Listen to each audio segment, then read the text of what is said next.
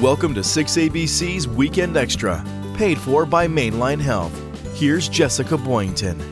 Hello, and thank you for joining us on 6ABC's Weekend Extra. Today, we are actually going to get to the heart of the matter because February is Heart Month. So we brought an expert with us here. This is cardiologist Dr. McCurdy. You are with Mainline Health. Thank you so much for being with us today. My pleasure. Thank you for having me. So we have tons of questions for you. Again, we just mentioned that February is Heart Month. What is the significance of that to you? Heart disease is the #1 killer of men and women of most ethnic groups in the United States. So it truly affects everybody. So this is our chance, yes, to really promote it. We know some of the basic things where exercise and eating healthy are probably some of the basic ways that you can keep your heart healthy. Are there any others, and what can people do to do that? Of course, there are lots of different ways. I do want to focus on diet and exercise first because they are probably the two basic things that everybody is able to do. You want to do something that is realistic. Start small, maybe eat some more vegetables. Cut out the most obvious unhealthy things you're eating. And then you keep going. And same with exercise. Get out and walk for 15 minutes a day. Every week, maybe increase it by another 5 minutes.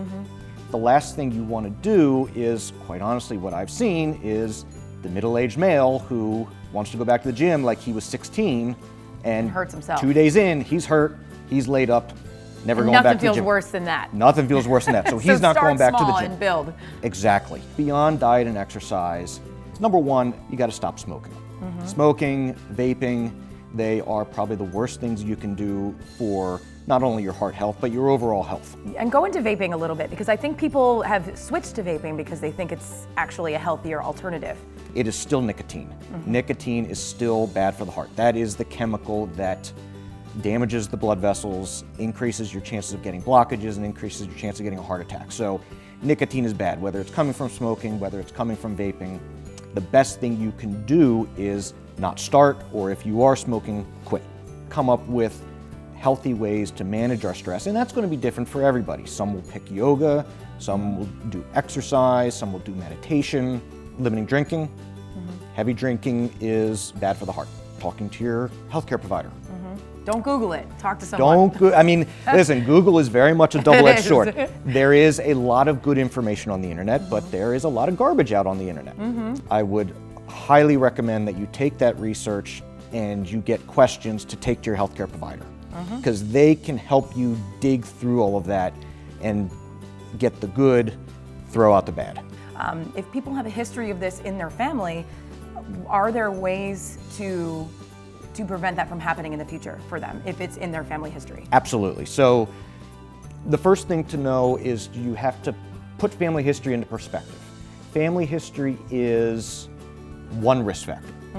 A lot of times the family history is not necessarily the genetics, but because the lifestyles were the same.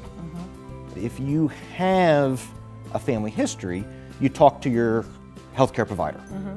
You go over all of the risk factors with the healthcare provider, and they will be able to come up with a plan of how to improve your heart health from a lifestyle standpoint. And in certain situations when diet and exercise and the lifestyle changes aren't enough, they can help come up with other tests to better figure out your risk, and if you need the medications to better control blood pressure and cholesterol when the lifestyle changes aren't enough. Right. Well, I think we all learned a little something today. And again, thank you so much for being here, Dr. McCurdy, and he's a cardiologist from Mainline Health. 6ABC and Mainline Health are proud to bring you important health information through our Well Ahead Philly partnership. Thank you so much for watching. Have a good rest of your day.